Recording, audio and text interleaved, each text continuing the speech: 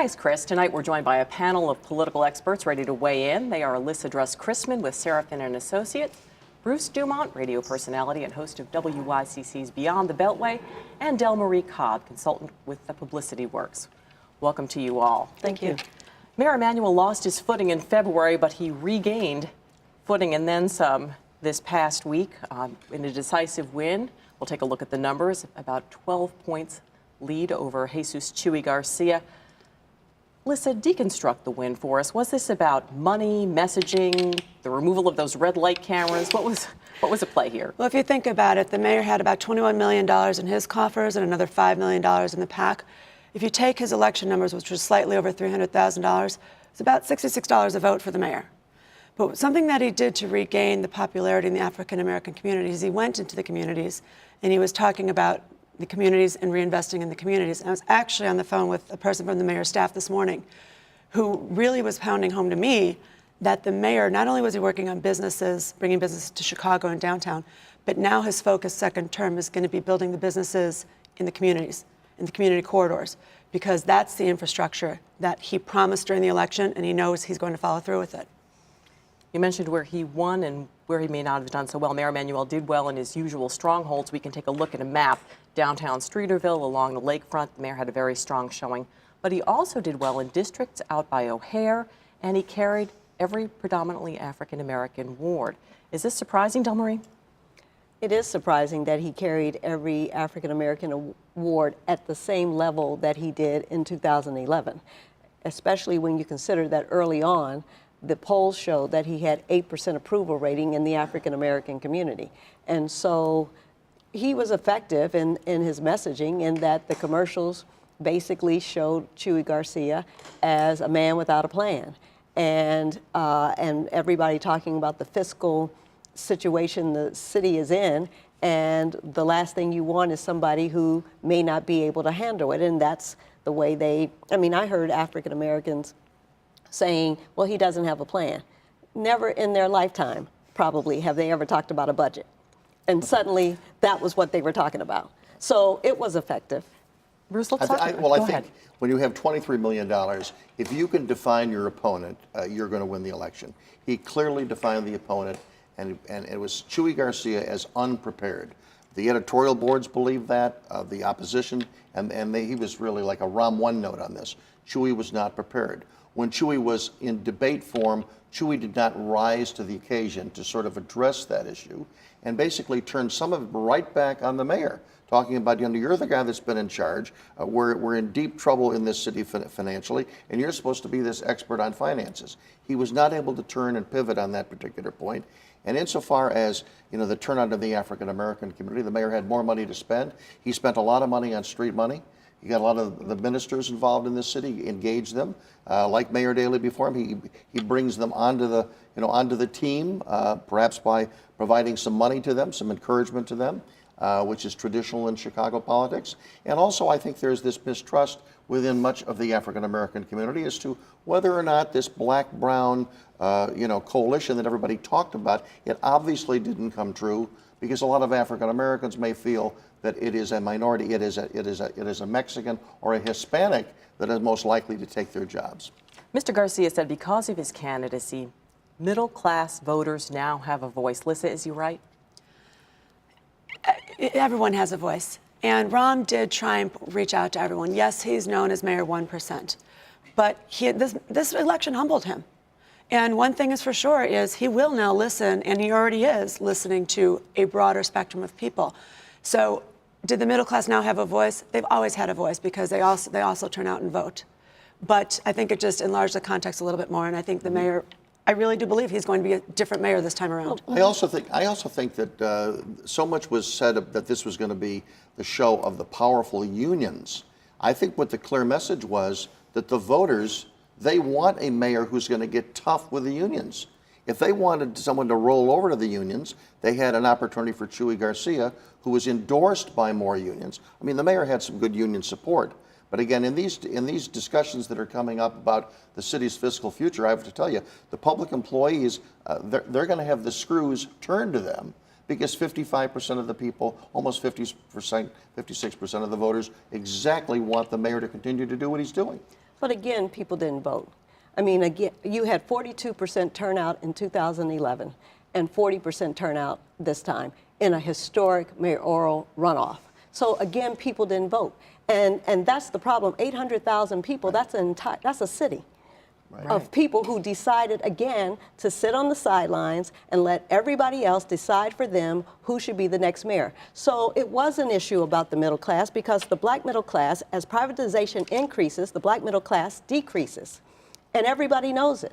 And it's just, I mean, to me, that people are just, they see it, but for some reason they can't put words to it to understand how to get out of this situation. And for so many people, they feel hopeless. And so they have disenfranchised themselves by taking themselves out of the process. Well, that's a frustration that we have in municipal elections, state, and even national elections. It's trying to convince the people that, frankly, I'm going to be blunt here, that aren't smart enough to understand that there is a difference between one candidate and the other. And their futures can be tied with that important vote. And it turns my stomach, it turns everybody's stomach after every election, the people that don't vote. But the people that don't vote don't count. They really don't. Well, I mean, and yet there were twice as many voters that came out this past week. Yes.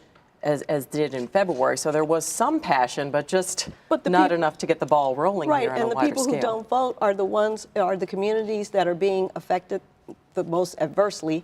That's why you had 200,000 people who left from 2000 to 2010, and we have another 10,000 people who have left. And when you talk to African American, middle class African Americans, that's what you hear at the end of the conversation. Well, it doesn't matter because I'm leaving anyway.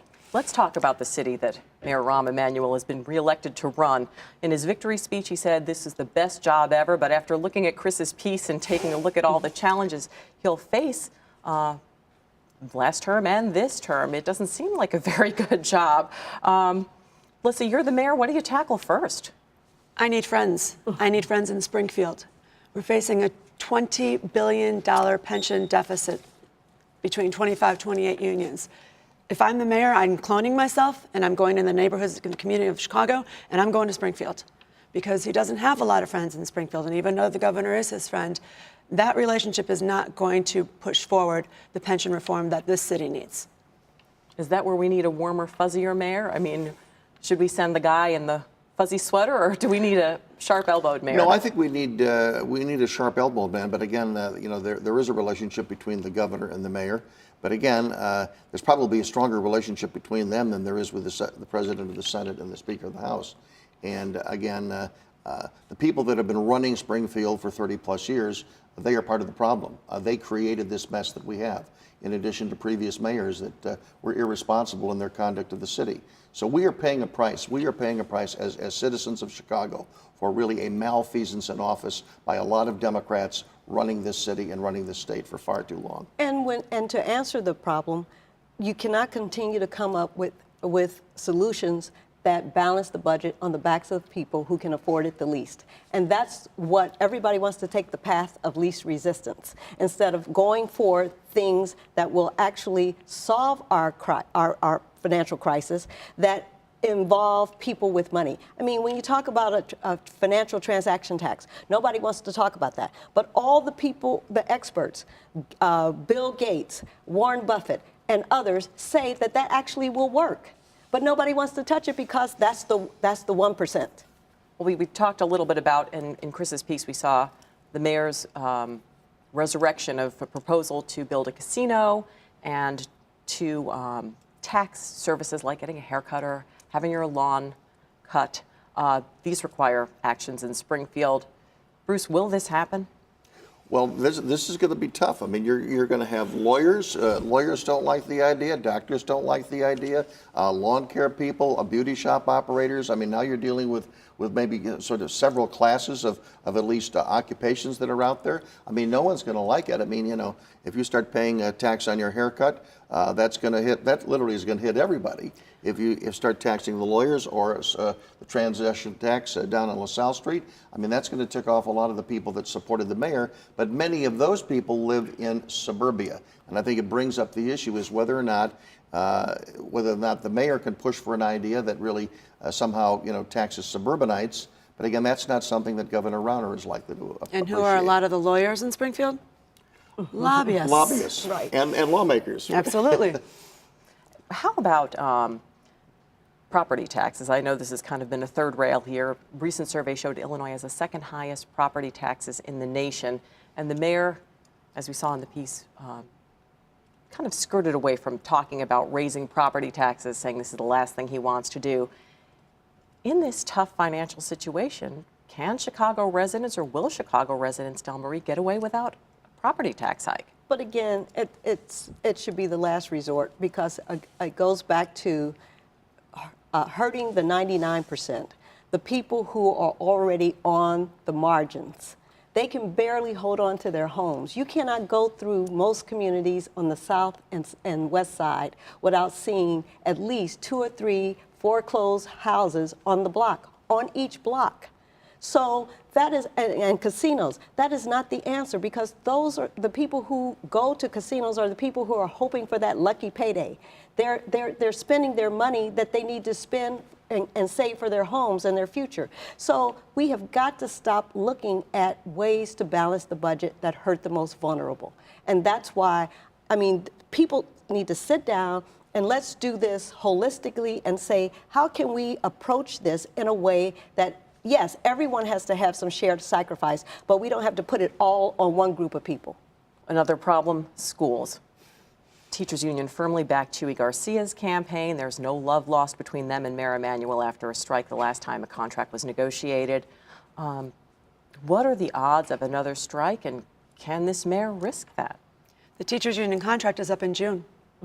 If I was a betting man right now and if I gambled at a casino, I would put money on a strike because you have a lot of aggravated teachers, a lot. And those who lost their jobs because of the school closing, they haven't forgotten about that either. So if Karen Lewis is healthy and as strong as she is right now, you know that she's going to mount a fight on principle for the teachers, but also against the mayor on this issue. There will be a fight, but we have to look at the results of Tuesday. There was a clear division as to those that were pro-union and those that wanted a mayor that stood up and was tough. Now the mayor won overwhelmingly. If this was a landslide for him, notwithstanding all the publicity and all the hype and all the amount of all the support of labor going into the precincts, the 6,000 people that were in the precinct. You know what? It didn't work. The voters want a strong mayor that stands up to unions. That was clearly the message. Now, granted, they may want him to smile a little bit nicer and maybe go to a few more meetings. That's a personality thing. But the bottom line is they want a tough mayor. They want a tough mayor that says no to the school teachers. I disagree in the black community. I think the black community, unfortunately, is schizophrenic because on the one hand, they're mad as hell about the school closings. It's still a topic of conversation. But not mad enough to vote for Chuy Garcia. Yeah, they're forgiving too. They're forgiving. That one has nothing to do with the other, is what I'm saying. They voted for him, but that doesn't mean that they still aren't mad as hell about the school closings. And so that's going to translate into support for the teachers. It's not going to be anti-teachers. All right, we'll switch gears to another problem spot, yet another, crime. And Chuy Garcia hit the mayor hard on this in their debates and on the campaign trail. Crime has been down, but the numbers climb again in January, and it's warm weather now, so we know that is always a trigger for trouble. What is wrong with the mayor's plan, or what's right with the mayor's plan? Is what he's doing to control crime working, and what does he need to do? There's a deficit of detectives on the street that still have not been filled. And when you don't have the detectives on the street, you don't get crime solved.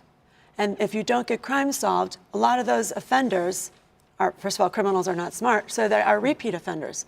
So if you're not pulling those offenders off the street, how are you going to help decrease the crime?